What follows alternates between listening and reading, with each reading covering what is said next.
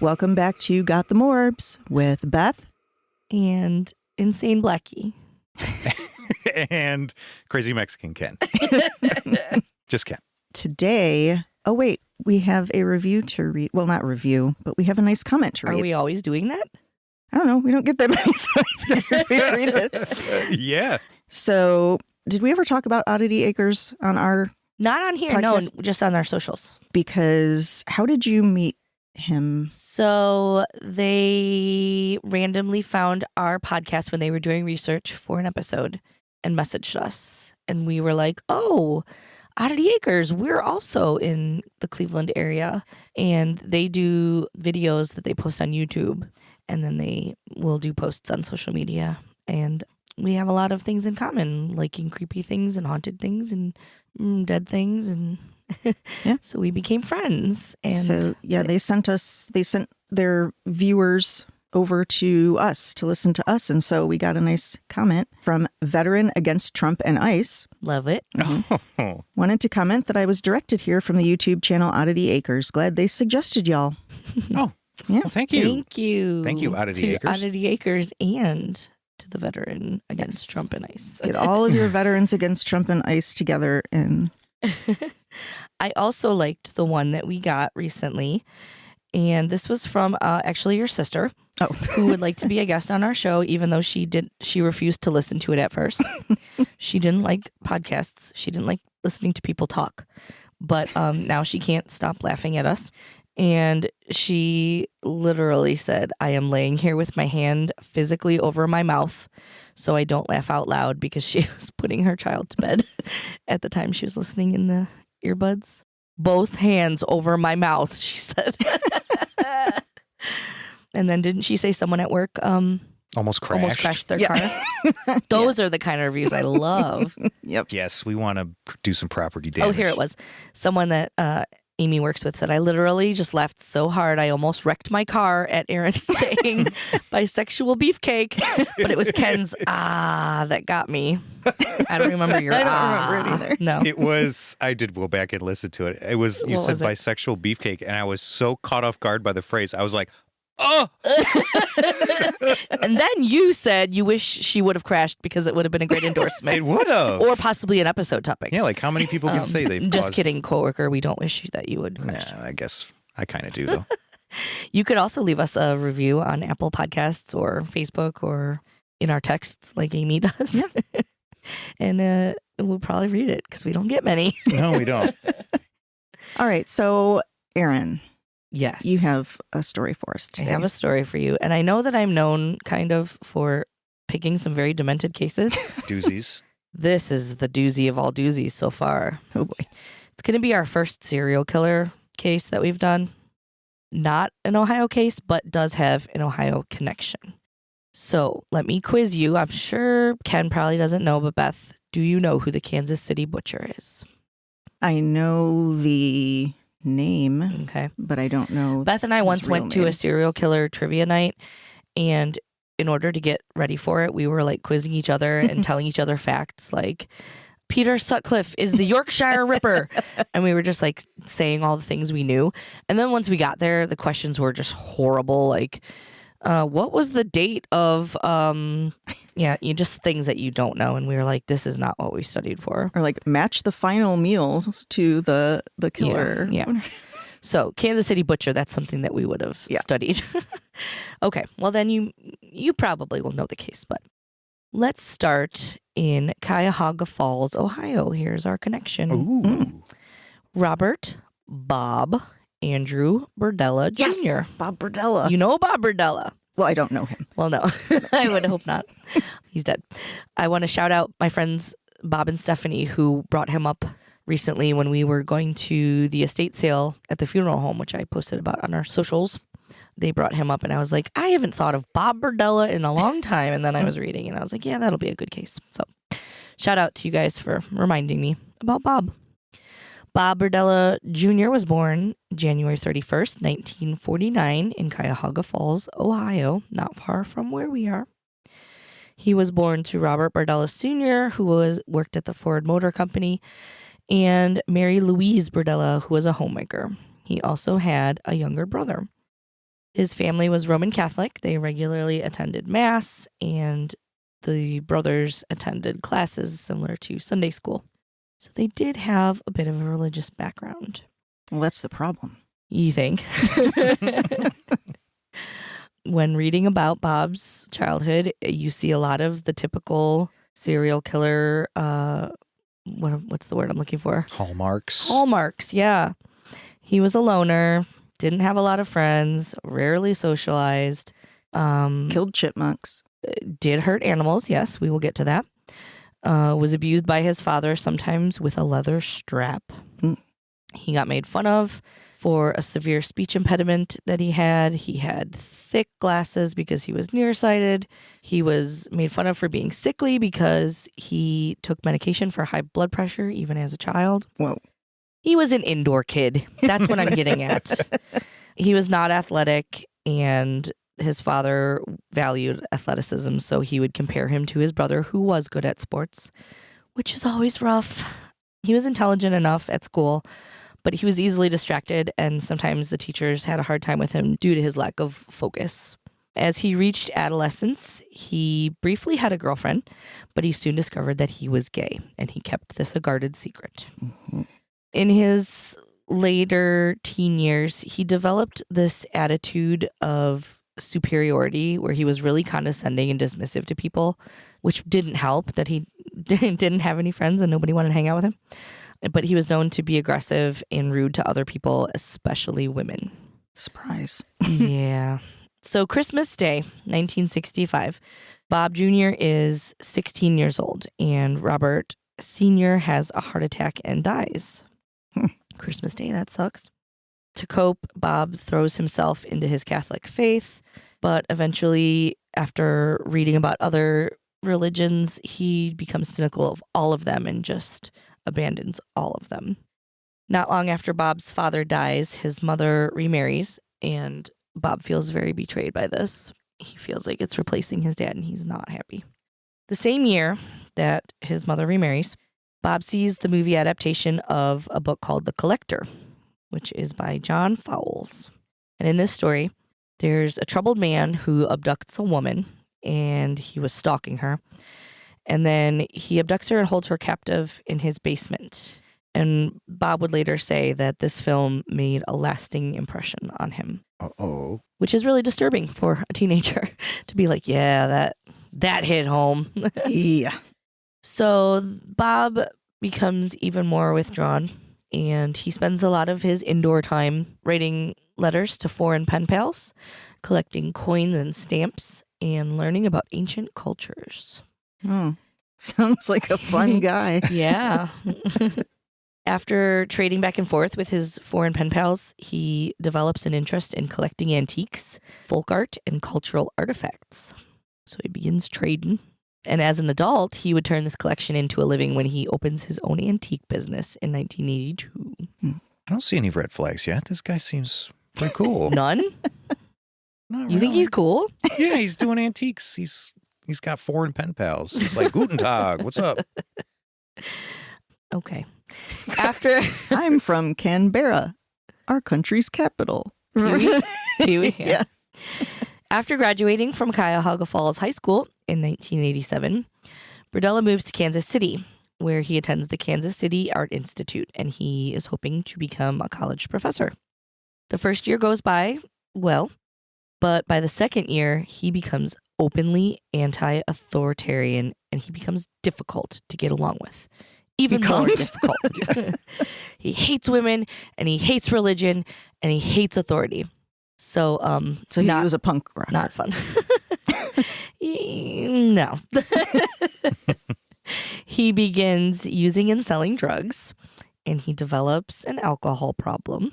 And around this time is when he's known to have participated in 2 cases of animal abuse.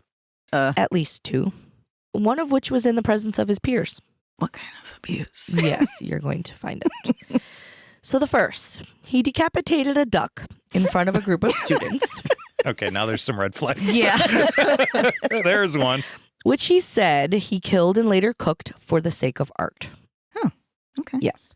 Well, So he did this in front of students. In the second instance, he experimented with tranquilizers and sedatives on a dog, which died. So these are two that are known. Who knows what he's doing in his free time when he's not writing his pen pals. So at 19 years old, Bob was arrested for the first time for selling methamphetamines to an undercover officer. He pleaded guilty and received a 5-year suspended sentence.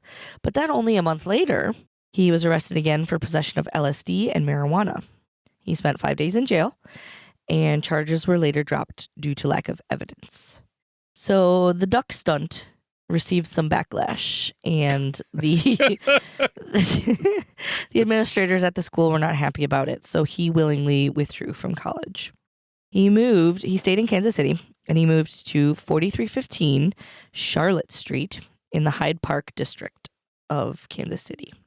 By this time, he was openly living as gay, and he spent a lot of his time around the city's drug addicts, male prostitutes, runaways, and petty criminals. He claimed that he was trying to help them straighten out their life, and he was mentoring them. That's nice of him. He frequently kept company with a younger crowd, saying he felt like a foster parent to them. Oftentimes, Bob was offering money or a place to crash to these young men in return for companionship and sexual favors. Sexual favors. In the late 70s, Bardella got involved with the South Hyde Park Crime Prevention and Neighborhood Association, and he even became the chairman and advocated for neighborhood patrols. Oh, yeah? Which is so ironic and reminds me of other people like BTK, who was, what was he, like an officer or like a park... He was a home inspector or something like that. Well, yeah, but then he also had some position when he was being interviewed on TV. I think maybe it was another Neighborhood Watch thing. It's just so weird that they insert themselves in these positions of power, and or like Ted Bundy working for that suicide hotline. Right, exactly. Yeah. So I thought that was very ironic that he would become the chairman and advocate for neighborhood patrols. He paid his rent by doing various short order cook jobs around the city, as well as selling his antiques out of his home from the contacts that he made overseas. He actually was really good at being a chef, and he joined a local chefs association where he helped assist in beginning a program at the local community college for aspiring chefs. Oh, what a nice guy. Yeah. There's another case we did where he excelled at something. I can't think of which one it was. Was it killing? Well, other than that, I think a lot of these guys, like, you find that they have like a promising avenue. That's what my next line is. For whatever reason, their life steers them into killing folks. Both of his careers were very successful. Yeah. The chef and the stuff and the antique stuff. So it looked like his life was headed in the right direction. I have a feeling it's not, though. It's not. It is so not. So in 1982, he decided to focus his attention on his antiques business, and he quit working as a chef. He opened a booth at the Westport Flea Market, and he called it Bob's Bizarre Bazaar. That's pretty good. Do you remember that? This is what I remembered when Bob and Stephanie brought up Bob Bardella to me. I was like, oh yeah, he had a weird flea market booth called something silly. Yep. Bob's Bazaar. It's Bazaar, followed by Bizarre. Oh, I was thinking it was the other way around. That would make more sense, wouldn't it? It would. Yeah. All right. So at Bob's Bizarre Bazaar, you could find similar items to what he already had in his collection: primitive art, jewelry, antiques. One of the acquaintances that he made at the flea market was a fellow booth operator named Paul Howell. They had booths right near each other. And Bob met his teenage son, Jerry, who would tease Bob for being gay, but also admit that him and his friends sometimes worked as male prostitutes to earn money. Oh, you're gay. Yeah. I'm going to go have sex with dudes now. Exactly. For money. On July 5th, 1984, friend of the family Bob Bardella gives Jerry a ride to a dancing contest. Not gay at all. All right, this is the beginning. Instead of going to the dancing contest, Bob begins to supply the boy with alcohol in his car. Then he takes him to his house, where he gives him prescription drugs like diazepam until he's unconscious. All of the cases I've done are horrible, but this one is especially horrible because it contains not only murder, but prolonged torture. So, yeah, I'm just going to give that little warning. Thanks for the heads up. Yeah.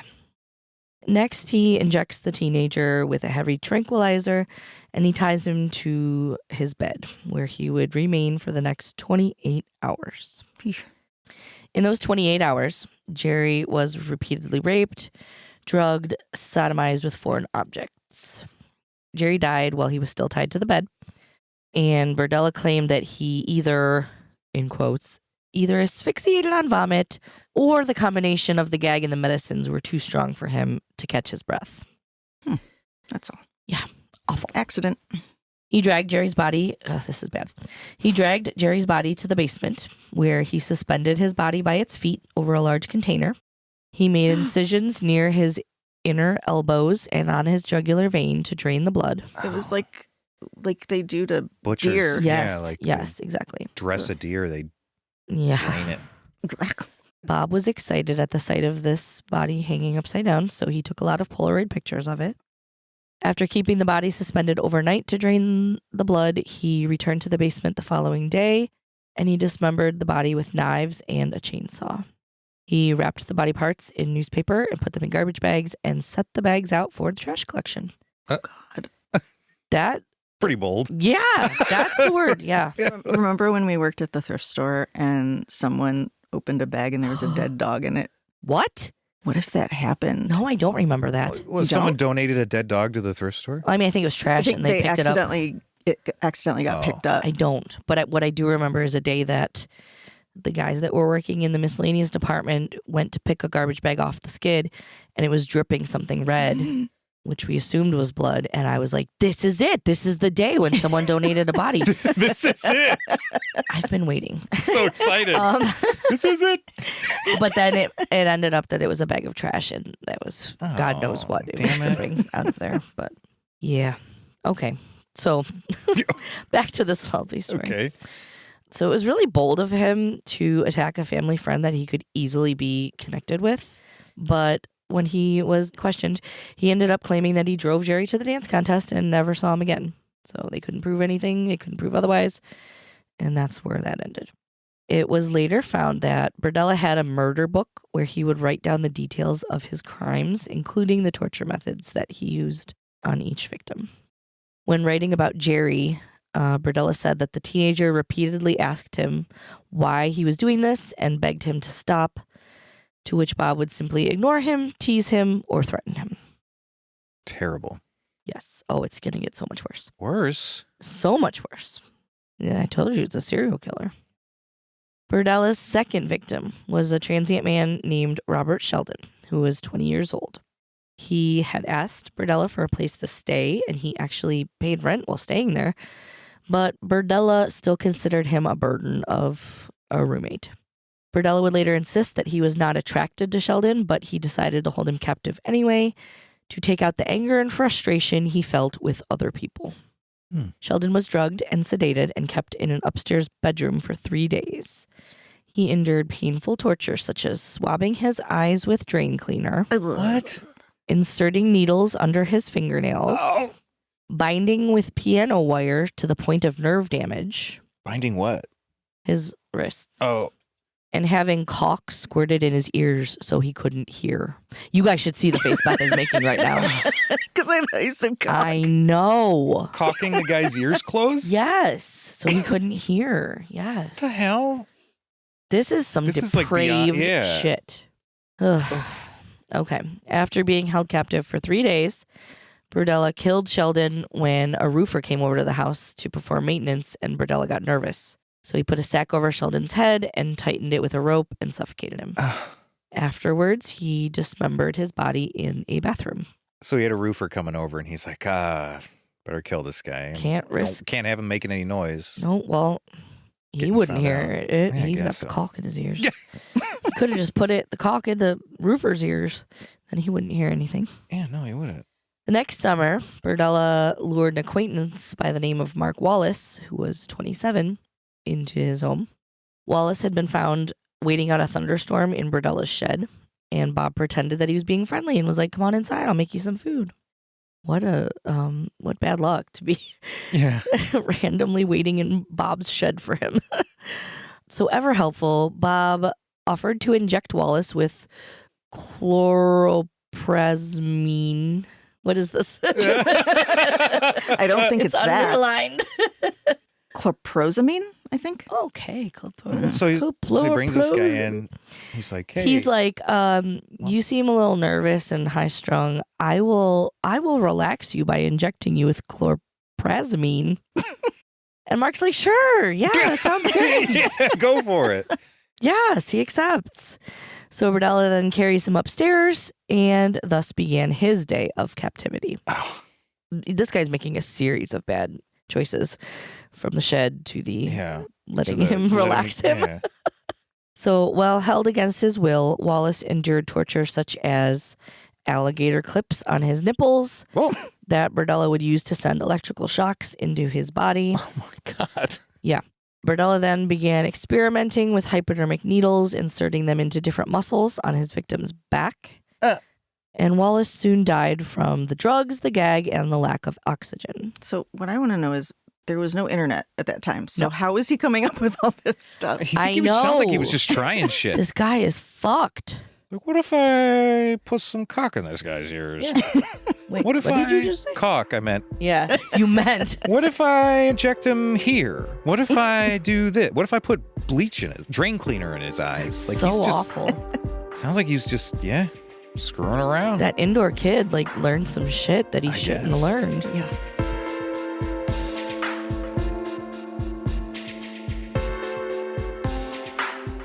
September 1985, another man made the unfortunate choice of asking Bob for a place to stay. This time it was an acquaintance named James Ferris, 25, who actually called Bob on the phone asking for lodging. Ferris was drugged with crushed tranquilizers that was put in his food. Then he was tortured for approximately 27 hours. He woke up to find himself tied to Berdella's bed, where he underwent repeated shocks from a 7,700 volt to the shoulders and testicles. What? What? I told you this was going to be bad. Volts and watts. One of them, which one was it? Volts or watts? Volts. I think it's the watts that get you. The volts, the volts you can go, are getting him I'm not too, saying it doesn't, but that sounds like I don't know. 7,700. I have no idea how many that is. I don't know. So any amount of volts to my balls is out of the question. Yeah. Berdella also tortured him with acupuncture via hypodermic needles to the neck and genitals. And although Ferris was delirious, Berdella continued until he could not sit up for more than 10 to 15 seconds at a time. And he shortly passed away. I'm assuming that all of these details, we got all these details because this guy was caught? Maybe because he kept his murder log. Oh, it was from his murder book. Yeah. Gotcha. Wait, so was he throwing all of these guys out in the trash? Yes. And and it just never... They never caught it. No. Like, 70s, I guess. Yeah. Wild West back then. Bleh. Berdella met his next victim at a park. It was 23-year-old Todd Stoops, a drug addict who had stayed with Berdella in the past. Stoops went back to Berdella's house for lunch and sex, noting that he needed $13 for drugs. So they had $13 worth of sex. How much is that? I don't want to know. Back in $13 worth of cock. According to with inflation, that with inflation, I'm not sure. Probably a lot of sex back then. Berdella would later admit to authorities that he was very attracted to Stoops, and he had hoped of keeping him as a willing sex slave. But as you will find out, that did not happen. Stoops would remain in captive for 2 weeks, which was much longer than the other victims had lasted. Torture methods used on Stoops included electrical shocks through his eyelids in an attempt at blinding him, and injecting drain cleaner into his larynx to prevent him from screaming.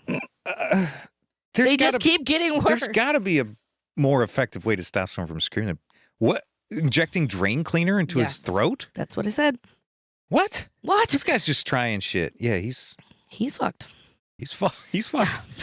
I don't know why he's not talked about more, because he's like, ugh. You said Kansas City Butcher was his moniker? Yeah. All right. Because he's chopping them all. He's chopping them up and draining them. Mm-hmm. On June 27th, Berdella used his Oh, this is so bad. This is what I was telling you. You are not going to. I'm bracing myself. I'm don't tensing my Kegels. That's good. I don't know if that's the term. Oh, that's what you need to do. I can't even say this. On June 27th, Berdella used his fist to rupture Stoops' anal wall. Oh, my Lord. Which caused severe bleeding. Stoops developed a fever, and Berdella attempted to treat it with animal antibiotics. He died. A forensic pathologist would later testify that the ruptured anal wall had caused septic shock, which was the ultimate cause of death. Oh, my Lord. I know. Good thing you were tensing. I'm keeping it tight from now on. I think that one was the worst. That's bad. Yeah. What would ever make you think like that's what I should do? What if I stuck my whole hand up this guy's ass? And he was okay. I can't. Far enough to rupture something. I can't get over it. Oh. Yeah.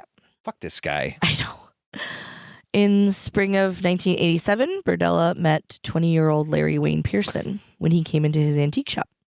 Pearson made the fatal mistake of becoming roommates with Bob. One day in June, the two men watched Creepshow 2. Oh. And they had lunch together. Later that evening, nice. Berdella got Pearson drunk and injected him with, what's that word again? Drain cleaner? Chloropramazine. What did you say it was? I don't remember. Okay. He injected him with something.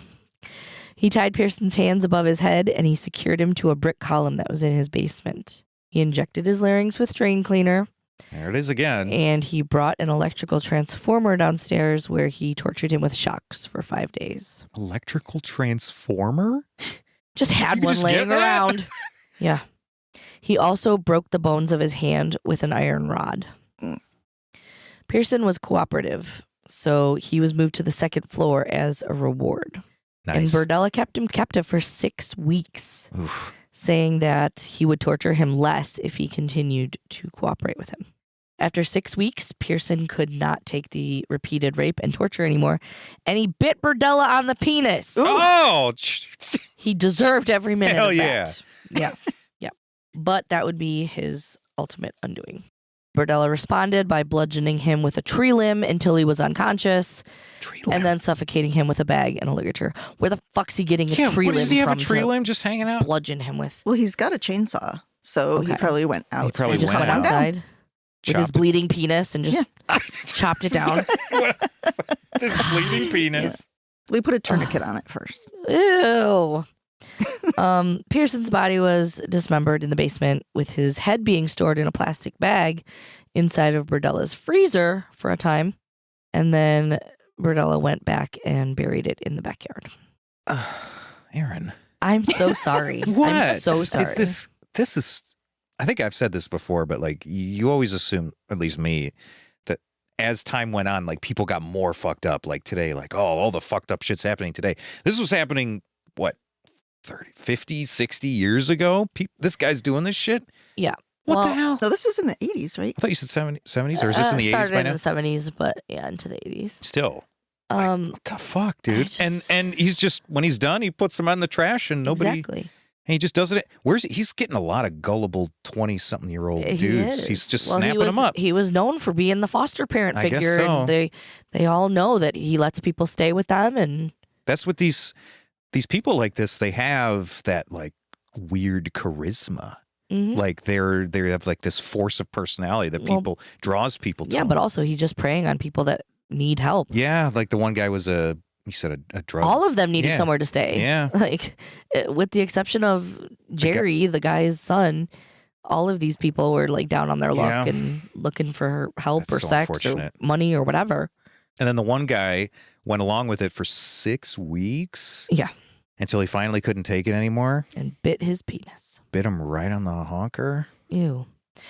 I just think it's weird that serial killers usually have an MO and usually stick to like one type of killing method. Usually. Yeah, this guy's all over the place. And this guy is just like, what else can I come up with? And from what you were saying earlier, I assumed it was going to be women because it sounded like he didn't enjoy women. No, that's a very good point. And now he's obviously has a sexual attraction to men where he's doing this thing, but he's also killing them. Right. And that's weird that he is attracted to some and not attracted to others, and it does not matter, and he's killing them all and leaving women alone. I mean, I may have spoken too soon. I don't know what's down the line with this fella. No, this is getting towards the end of the line. Thankfully. Okay, so March 29th, 1988. Yeah, we're in the 80s. Berdella had lured a prostitute by the name of Christopher Bryson, 22, to his house under the guise of a sexual encounter. Bryson was tortured in much the same way as the previous victims, with the addition of having his eyes swabbed with ammonia. Oh, ouch. On the third day of his captivity, Bryson was actually able to escape. Oh. He burned his restraints with a book of matches that Berdella had accidentally left laying around. Awesome. And when he was alone in the bedroom, he was able to burn the restraints off. He jumped out of a second-story window naked except for a dog collar around his neck. He began screaming for help, and police were on the scene within minutes. Nice. At first, it was a situation like the Jeffrey Dahmer case where they assumed, oh, this is just like some lover's quarrel gone wrong, and he... Take him back home. Yeah. But luckily, no, they did not take him back home. Bryson was taken to the hospital, and he survived with a broken foot from jumping out the window. He had red swollen eyes from the drain cleaner and various welts and scars all over his body. Man. But the swollen eyes matched to the story he was telling, so that was actually a plus. Bryson would tell investigators that Berdella had shown him Polaroids of deceased men.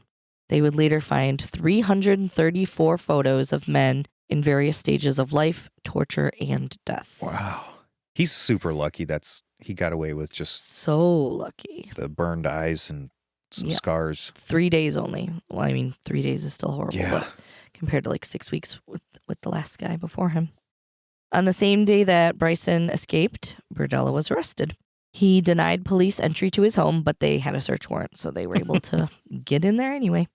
Animal control, I put this in just because of when we were talking about the other case where we were like, what kind of dog is it?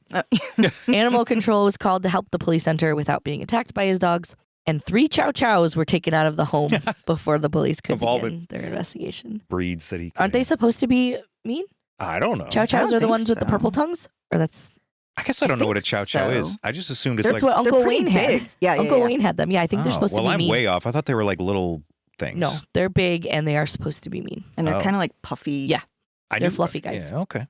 So the 3 fluffies were taken out of the house. They found the burnt ropes that were attached to the bed, just as Bryson had claimed when he escaped. They found marks on the bedposts to indicate wear, as if restraints had been tied and worn down on the wood over time, which would suggest this was not the first time that restraints were used on that bed. They also found the electrical transformer, syringes, prescription drugs, okay. a lead pipe, chow ropes, chow. And leather belts. There's the chow chow. Best just show me a picture of the chow chows. Yeah, and look and make sure I'm right. They're mean. Oh, I don't know. They're I just saw mean. the purple tongue on There's that his one. purple tongue. By all accounts, he was just normally taking care of 3 dogs. Yeah. And he treats humans like that. Yup. But he takes care of his 3 chow chows. It says an ancient Chinese breed known for its independent cat-like temperament, making them loyal to family but aloof with strangers. Say, are they mean? Are they mean? Ma'am, Why would I say you can't talk to your phone like that. She can talk to her They have phone a however she stubborn. They have a wants. stubborn nature. No, that's says- not what I'm saying. Do I have to do this myself? Why can't you type, are they mean? It says reserved and indifferent to strangers. No. Are chows mean? They don't look mean. They have a reputation for being aggressive, territorial, and aloof. They're not inherently mean. Aloof. Yeah. I don't care. You're here. But they have protective instincts, independence, and low tolerance for rough handling. Oh. So not inherently mean. Okay, I'm wrong about that. Can I put a 3D chow chow in this room right now? What? Yes. Let's see it. I want an aloof animal in front of me. Put it right next to me. I could use something cuddly after a story like this. Yeah, what the fuck? That guy's so lucky he got out of You there. in your space. Okay. Oh, she's doing it. What are you doing? She's doing a chow I'm chow putting filter. a chow chow in this room. Take a picture. Make sure you take a picture. screenshot so we can Yeah. add it with our Phone notes. down at an empty space and move around. Put it next to slowly. me. Put I it want a next chow to me. chow. He's patting the couch for a chow chow. There it is. I'm gonna There hook a transformer up to his nut sack. Oh my god. Is it doing it? Yeah. Okay, It's should I- looking at you. Should I keep going? Well, hang on. I'm playing with Oh, this dog. that's looking at you. No, hi. Hi, Chow Chow. Is his tongue purple? Why does it have a... No, it has a pink tongue. Oh, fuck. That is not correct. That is a fake chow chow. All right, but maybe you'll be a little off track. All right. Anyway, after all of the bad things they found, more ominously, there was a human skull in the closet, Oh. as well as a partially decomposed human head in the backyard. There were several human vertebrae with knife and hacksaw marks in a hallway. Yeah, you know, In the you just hallway. chuck it out there in case you need it later. Several human teeth were found in an envelope. A chainsaw was found in the basement covered in blood, flesh, and pubic hairs. Yuck. Pubic hair. Dude, I have my sources. That's what it said. Blood, flesh. And Pubic pubic hairs. Luminol tests. I love luminol. That's the blood thing? Yeah. Luminol tests showed that the basement floor was covered in blood. What is it in there that it detects? It's like the proteins or something. Will it do like saliva? Yeah. Like I didn't know. Bodily fluids. Like diarrhea? Bordella's torture log was found just casually laying on top of a dresser. He would record what he did to each victim and if they had any reaction to it. I bet they did. If the reaction was verbal, he would write down word for word what they said. Oh. If he injected them with drugs or other substances, he would make note of how much he injected and how they reacted, and he would note the time and method of death. So that is how they knew what he did to everyone. Well, it was nice of him to keep such meticulous was. notes Yes, on all of his crimes. exactly. How many folks was it? 4? 6. 6? Yowza. Former flea market vendor and family friend Paul Howell identified one Polaroid photo of a body hanging upside down in his basement as that of his son, Jerry. Oh, damn. You imagine? That's the dancer? That was the first one, the Yeah. dancer.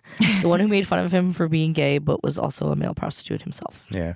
In the beginning, Berdella was charged with 1 count of felonious restraint, 1 count of assault, and 7 counts of forcible sodomy.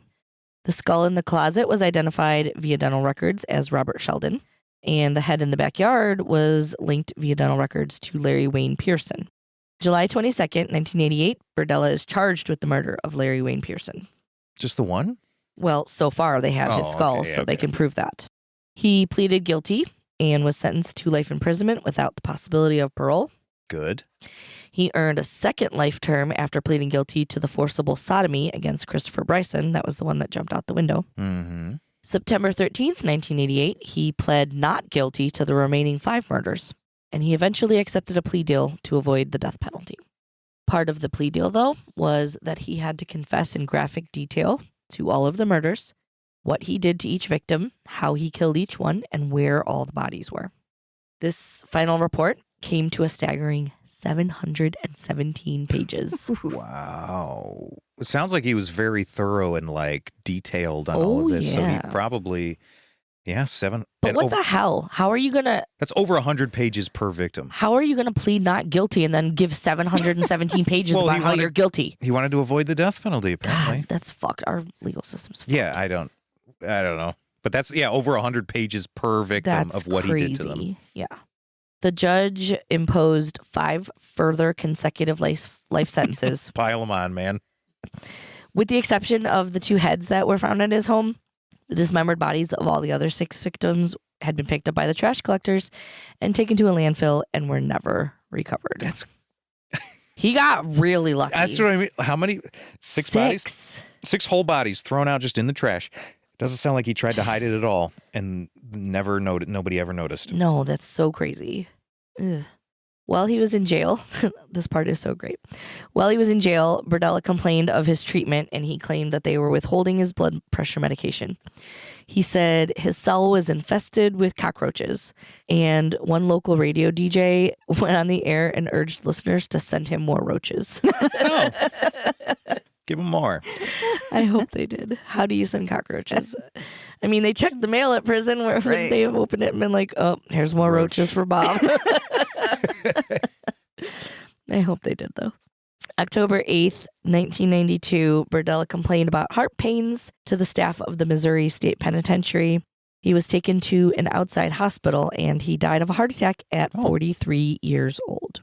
Reports would later say that he had a depressive personality disorder and he was diagnosed as a sexual sadist, yes, Yeah. but he never expressed any remorse for his crimes, referring to his victims as play toys. Ugh.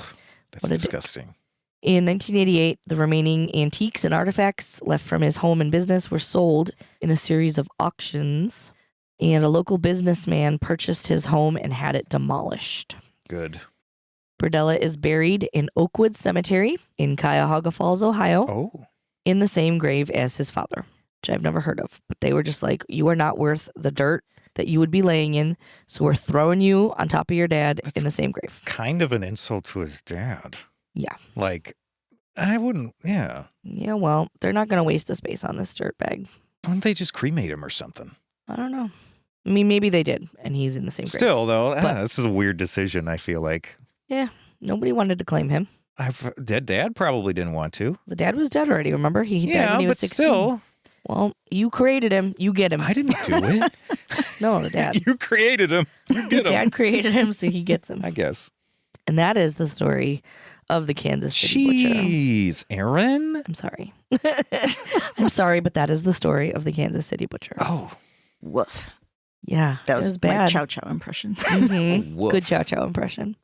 Sorry about that. Yeah, these. It's weird. The guy, that's what I have trouble reconciling sometimes is this guy obviously put a lot of value into objects. You know, he was into the antiques thing. What was his other? He was a cook. Yep. I don't know. I don't know how that all comes together to form this guy's psyche. Like, I'm going to he show you a picture of it. Was there any evidence of him like eating people or anything? No, and there was some rumors that he was feeding victims to his dogs, but they never Yeah. found any evidence of that. And he claimed it was not true. And he was just normal. Well, other than Here he is. other than the it looks like me a little bit. Just a little chunkier, more Italian. I mean, some of these people you show me, like this guy just kind of looks like a normal dude, I guess. Yeah. Horrible crime. Was this a book? Horrible crimes that Robert Burdella did. It's the hell of a Yeah, title. he's not wearing mayonnaise or anything. No, I mean, he just looks like a normal kind of dude. He looks like someone. But like I said, he looks like he probably had this charisma about him, and he preyed he looks on like he would be people on the Muppets. I don't know why I think that. yeah, that need. He looks like someone, and I can't figure out who it is.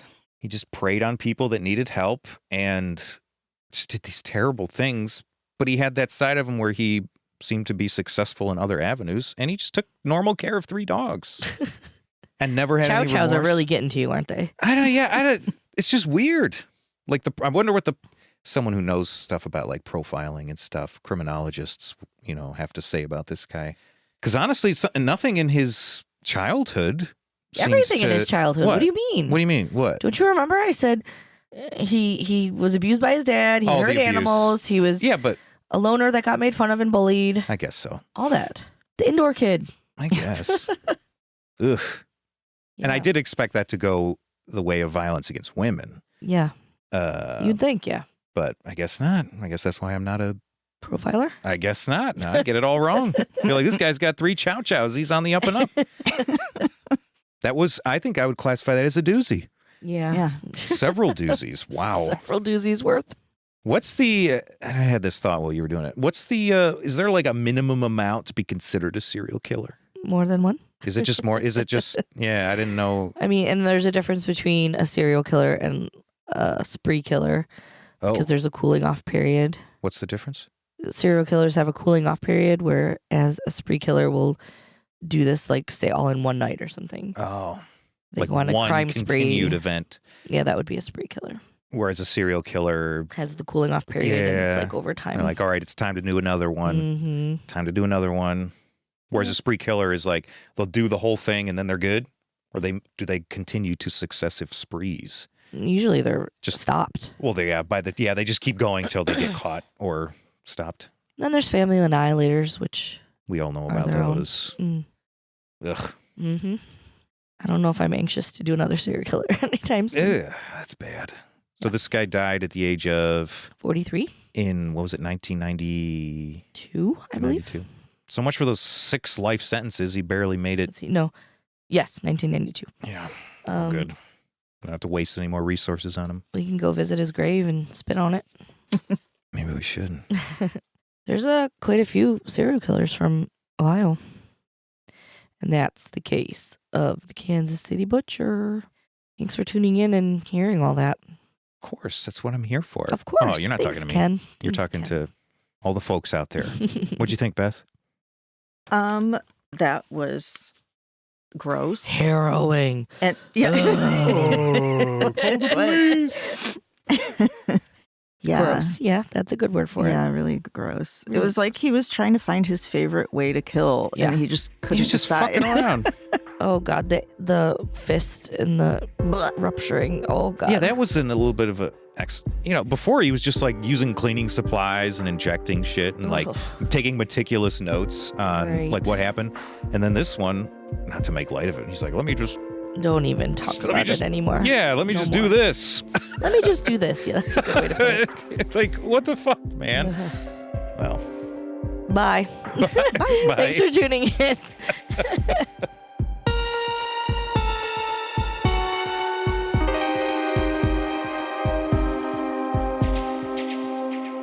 So Aaron and I made a list of everything that we thought was funny, starting in 1994. And it's not still going. Don't worry. We have a lot of other things to do in our lives now. But I want to tell you a little story. So one time, me and Aaron and my sister Amy were at TGI Fridays. I think it was. And we all wanted cheesecake, but You were I full. think we wanted to take it with us. Yeah. And then, so I don't know how this happened. I really don't. We but, worked out the details but at the table. we decided we were going to each take our piece of cheesecake, and we realized that between the three of us, we had 3 Uncle Bobs, or would it be 3 Uncles Bob? I don't know. You're the Anyways, English major guy. and so we're like 3 pieces of cheesecake, 3 of us, 3 Uncles Bob. So we were like, duh, what are we going to do? We're going to drive around and go to each Uncle Bob's place Mhm. and eat the cheesecake with our face in their driveway. And you had to not get caught. Yes, correct. You had to stand outside of the car, in front of the car, eat your piece of cheesecake without getting caught by the Uncle Bob. Yep. And then get back in the car and leave to the next. And they didn't live close to each other either. No, they didn't. This took a while. Yeah, because we didn't have any utensils. So that's why we had to eat it with our face. Yeah, there was my Uncle Little Bob, our Uncle Big Bob, Yep. and Uncle Bob Corden. Yep. So we drove from, did we start out with Uncle Little Bob? I think so, because he was the farthest out. So we started in Walton Hills, drove to probably Uncle Big Bob Parma, Parma. Mm-hmm. back to Garfield Heights, Mm-hmm. and then back to your house in Valley View. Yeah. Yeah. And I don't think we got caught, did we? No. Nobody got caught. No. Like whoever got caught lost. Yeah. It was a challenge. So we It all was the won. Cheesecake Bob Challenge. We all won. Everyone was a winner that day. If you have 3 Uncle Bobs, you could do this. It's Uncle's Bob. Uncle's Bob. That does not sound right.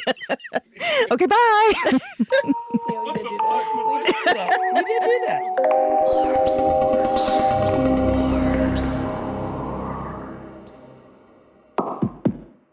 This has been Got the Morbs, an oddcast. If you enjoy hearing us talk about spooky, weird, gross stuff in a wildly inappropriate manner, please rate, review, and subscribe on whatever platform you use for podcasts.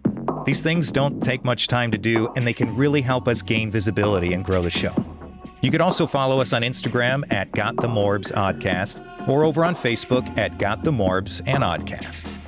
Oh, and we also accept topic suggestions and love letters at gotthemorbsoddcast@gmail.com. Thanks, Morbies.